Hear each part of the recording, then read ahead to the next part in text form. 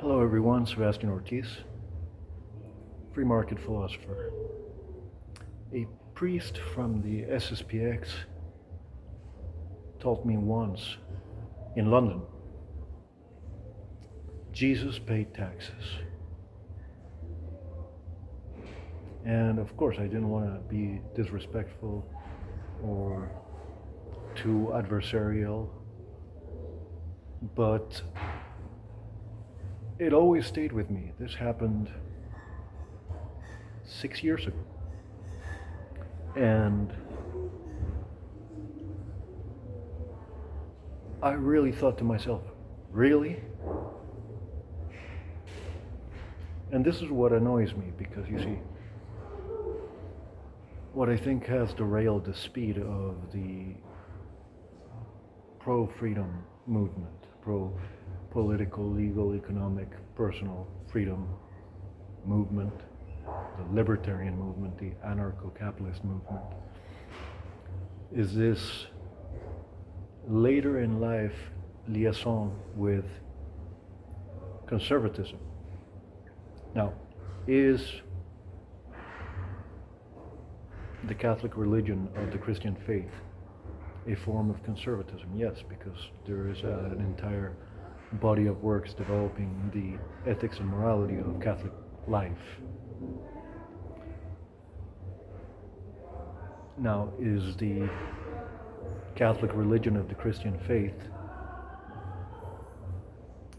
a political ideology, a government, church? And the answer, complex as it may be, is no, yes, no, yes. At the time that the first person who used the term Catholic in the first centuries of Christianity was alive, no, Christians were being persecuted by the strongest political power, which was the Roman Empire. But after it became the religion, the official religion of the empire, it definitely became a bureaucratic office, especially in Constantinople. And this has a polluting, corrupting effect, like everything that politics touches. And then you have the collapse of the Roman Empire, outlasted, outlived by the Christian faith. And for about 1,000 years,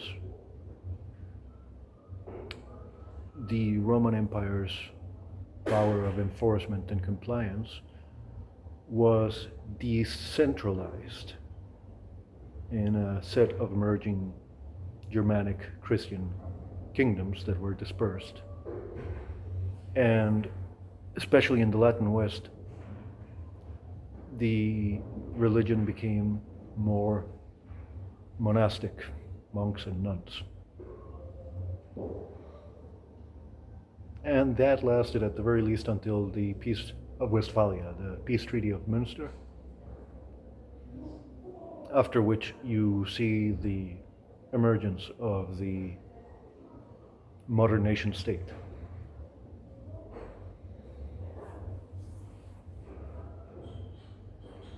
And there you see, again, modern political entities sometimes subsidizing the official Roman Catholic Church, and sometimes even making constitutional and political, legal reforms due to the influence of the official Church of Rome. Example of this is the Article 42.2 of the Constitution of Ireland that allows parents to homeschool without any kind of evaluation from the government as to the contents of the schooling that the parents provide to the children. Now, of course, I was raised Catholic, baptized Catholic. I haven't been excommunicated yet, but What I like to say jokingly is that I am more Catholic than the Catholics because I am Catholic in the original Kine Greek sense of the word. That is, I am a universalist. That is, through the faithfulness of Jesus Christ, everyone is universally saved. He has saved humanity. That is the old motto, JHS. Jesus, Humanitas, Salvator. And yet,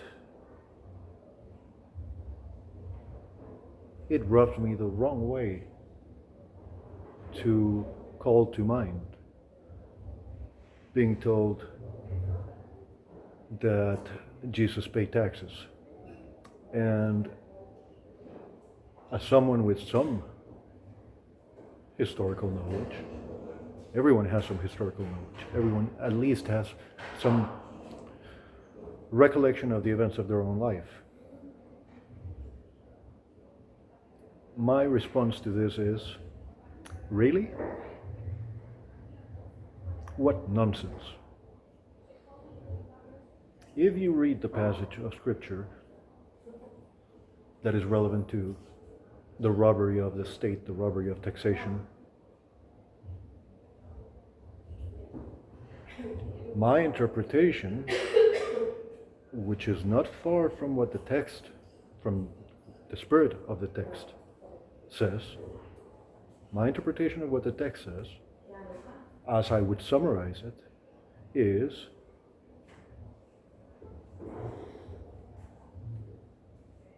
Jesus tells Peter that they are in it for themselves, not for the public, and bribe them with some money so they leave us alone, so they don't get mad. Practices that in the very puritanical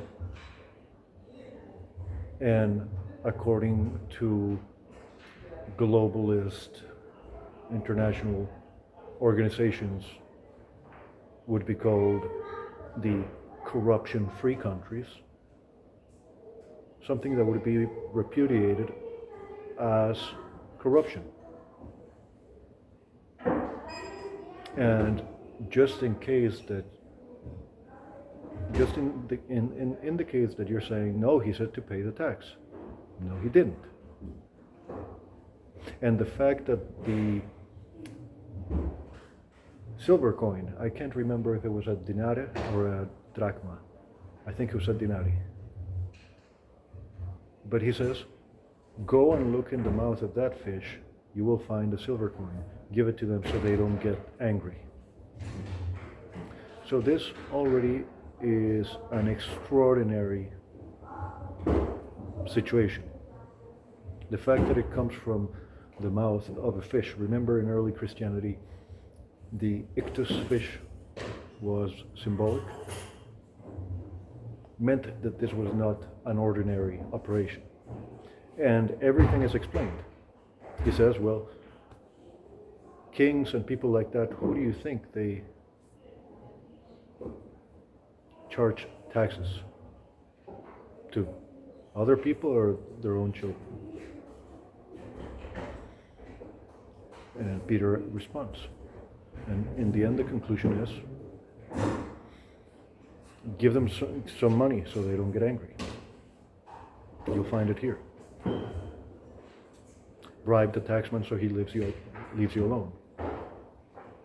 And yet, I have never heard any anarcho-libertarian, libertarian anarchist, like my friend Professor Jared Casey, author of Libertarian Anarchy, great book, by the way, buy it, read it, and then give it to a friend or enemy. Tom Woods. I think Jesus Huerta de Soto in Spain mentioned this passage, but he did not frame it the way I am. Jesus did not pay taxes. Jesus said, give them some money so they don't get mad. Which is a prudent thing to do when you're dealing with robbers. People who finance themselves and their activities through robbery, theft. extortion.